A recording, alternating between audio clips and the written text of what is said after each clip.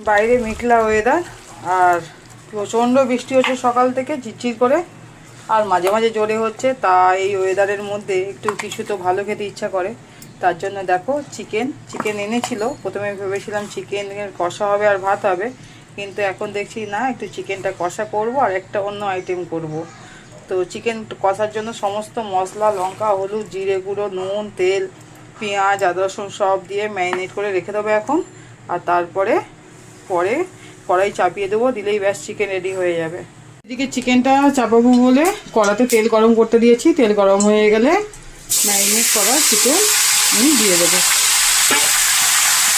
দেখো এদিকে চাল আর ডাল ধুয়ে নিয়েছি। চাল ডাল ধুয়ে নিয়েছি, তার কারণ হচ্ছে খিচুড়ি বানাবো, একটু অন্যরকমভাবে বানাবো খিচুড়িটা।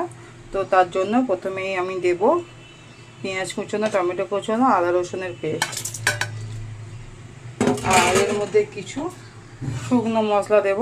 এই যে জিরে গুঁড়ো, হলুদ গুঁড়ো, লঙ্কা গুঁড়ো আর গোটা গরম মশলা, আর নুন দেব, তেল দেব, দিয়ে এটাকে মাখবো। নুন দিয়ে দিয়েছি, এবার একটু তেল দেব। তেল দিয়ে এটাকে ভালো করে হাতে মাখিয়ে নেব। নিয়ে পরিমাণ মতো জল দিয়ে দেবো, দিয়ে গ্যাসে চাপিয়ে দেবো।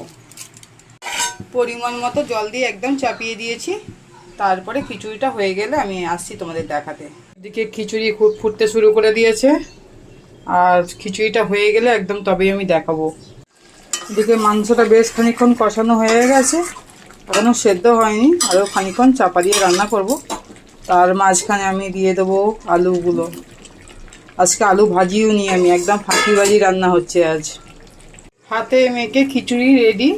দেখো তো তোমরা, দেখে বলো কেমন হয়েছে। একইবারে রেডি করে বসিয়ে দিয়েছিলাম, দেখতে তো সুন্দর হয়েছে। এবার খেয়ে দেখার পালা। এই যে হাতে মেখে চিকেন বসিয়ে দিয়েছিলাম, এখন চিকেন রেডি হয়ে গেছে পুরো। শুধু ওপর থেকে একটু গরম মশলা ছড়িয়ে দিলেই ব্যাস কমপ্লিট। এবার খেয়ে দেখার পালা। দেখো খিচুড়ি আর চিকেন কষা নিয়েই বসে পড়েছি, এবার খেয়ে দেখার পালা। দেখতে তো সুন্দর হয়েছে। দারুণ লাগছে কিন্তু কম্বিনেশনটা। তোমরা একবার ট্রাই করো।